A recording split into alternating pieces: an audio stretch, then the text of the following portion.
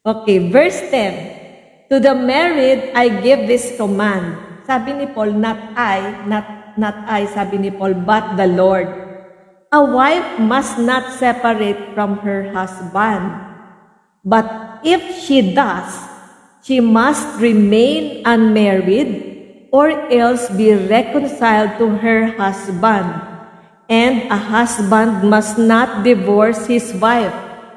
Meron bang mga violent reaction dyan? Biro nyo, ganito pala to. Hindi natin alam. Hindi naman ako nag-separated from my husband. Pero yung mga separated, kung alam lang sana nila to, no? Kasi there will always be consequences. Once you disobey, once there is disobedience, there will always be consequences. Tatandaan natin yan. Kaya nga kailangan natin yung manual ng buhay. Hi, Luis!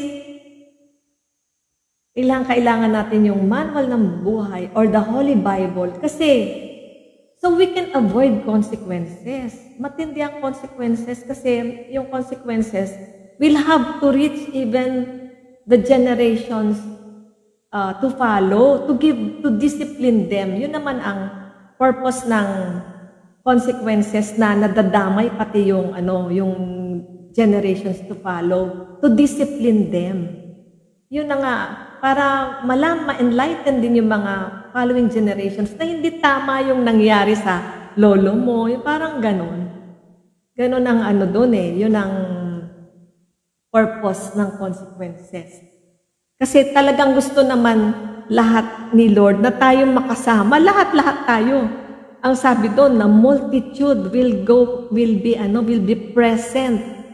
Marami, hindi lang yung 144,000 kasi nasa Bible yung mga chosen people, no, na masisave na 144,000 na who will receive the gift of eternal life. Di ba? 144,000 lang sila.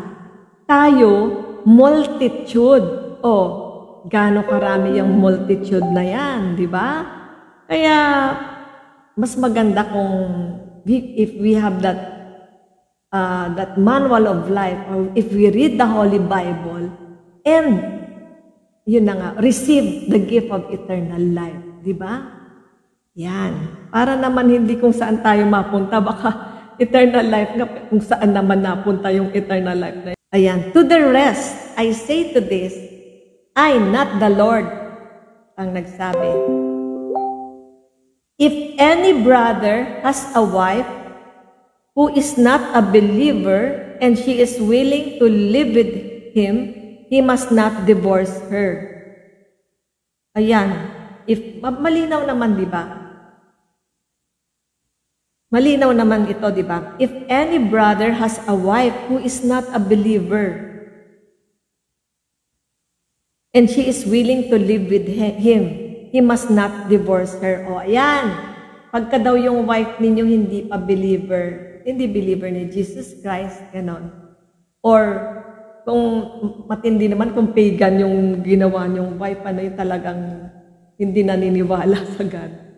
Not a believer of Jesus Christ, and she is willing to live with him, he must not divorce her. Wag niyo i-divorce porket hindi siya naniniwala kay Jesus Christ, hindi niyo i-divorce niyo siya, wag. Sabi dito, he must not divorce her. And if a woman has a husband who is not a believer and he is willing to live with her, she must not divorce him. Vice versa pala to. And vice versa. Nako, yung mga nanonood ngayon, mga mapagbasa ng Bible. Hi, Ami! For the unbelieving husband has been sanctified through his wife. Ay, maganda, no?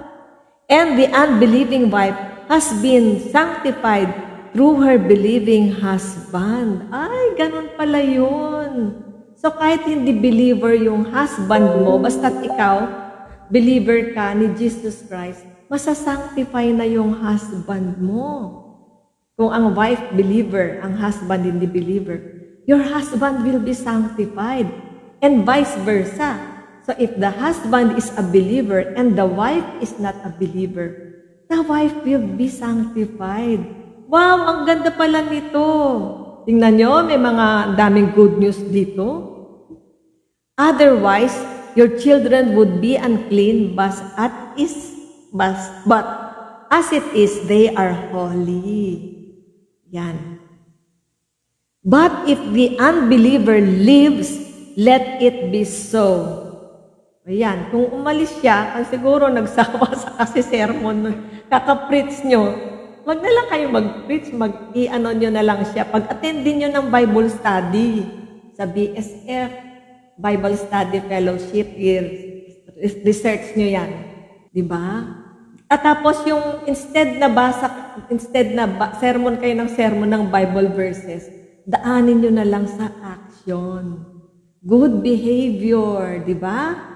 Respect your husband. Ayun, di ba? And vice versa. Ayan.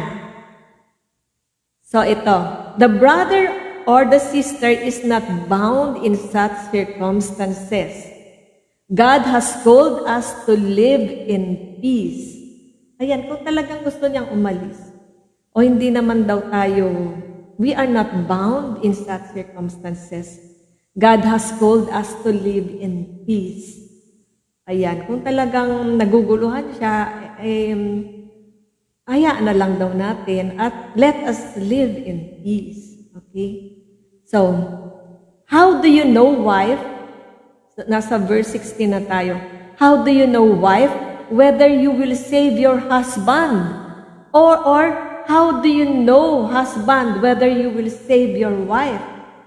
Yan, paano nga ba natin malalaman? Hindi naman tayo magsisave sa mga asawa natin eh. Diyos lang makakagawa nun. Yun na nga, as I've said earlier, daanin natin sa action. Yung mga nababasa natin sa Bible, walk that, instead of just talking, walk the talk. Let us apply what we learned, what we read. I-apply natin. Diba? So, hindi tayo makakaalam kung masasave yung husband natin and your wife natin. Si Jesus Christ lang ang makakapagbigay ng gift of eternal life. Siya lang talaga. So, siguro alam nyo ako ha, sige, isi-share ko yung talagang yung wish ko lang, na lahat ng buong family ko, members of my family, will accept Jesus Christ as Lord and Savior. Yun lang talaga. Yung wala namang pagan sa atin, mga Pilipinos. Kung meron man, hindi ko lang alam, siguro bihirang-bihira yun. Yung talagang hindi naniniwala kay God. Bihira yun. Kasi blessed tayo di ba? Ay mga Pilipinos, we were blessed. Some more verses dahil importante, no? Ito kasi, alam nyo naman, pag mag-asawa, minsan hindi maiwasan mag-away, di ba? Ang mag-asawa. So, this was from James chapter 1, verses 19 to 20. Listening and doing. Hindi lang to para sa mag-asawa, para sa lahat naman to. My dear brothers and sisters, take note of this. Everyone should be quick to listen, slow to speak, and slow to become angry. Because human anger does not produce the righteousness that God desires. Ayan. Di ba kaya nga kaya nga dalawa yung tenga natin, di ba? So we should, para quick to listen tayo. And isa lang yung dila and mouth. Because we have to be, slow to speak and slow to become angry. Yun, paano pa natin gagawin yan? Kasi minsan, react ka agad, no? Ang bilis nating mag-react. So ito ang, teka muna. Ano ba ang consequence nun? Ito muna, basahin ko muna tong Proverbs chapter 15 verses 1 to 2. A gentle answer turns away wrath, but a harsh word stirs up anger. The tongue of the wise adorns knowledge, but the mouth of the fool gushes folly. Ayan, folly yung pagka hindi mo iniisip yung sinasabi mo, ang masasabi mo foolish, di ba? So, yun na nga. Pagka-gentle naman yung answer, pagka-gentle, it turns away wrath. So, kung maganda yung pagkasabi, malambing, ganon, siguro, yun na nga, pagka meron kayong kailangang sabihin na medyo baka magalit, baka lang, speak gently. Ganon, speak gently. Diba? Para maiwasan. Nakalagay naman dito, it turns away wrath. So let us trust this Bible verse that if we speak gently, it turns away wrath. Hindi magagalit kung sino man yung taong kausap natin. Diba? But a harsh word, pag inumpisahan ka agad ng tono na mataas o word na hindi maganda, it will stir up anger, di ba? So ano nga bang gagawin para maiwasan yon? Ito, remember, pray, or P-R-A-Y. Letter P, pause and breathe.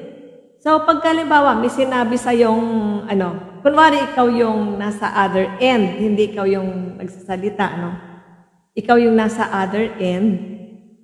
O kaya may sinabi ka na sinabi mo namang gently, tapos pa rin, nag-react. Pero sabi nito, it will turn away at parang, turns away wrath, di ba? Pagka-gentle ang pagkasabi. Pero kung halimbawa tayo ngayon nasa other end na tayo yung pinapagalitan, okay, letter P, pause and breathe. So hinggang malalim. Letter R, resist your first reaction. Kasi tendency talaga mag-react, So resist that.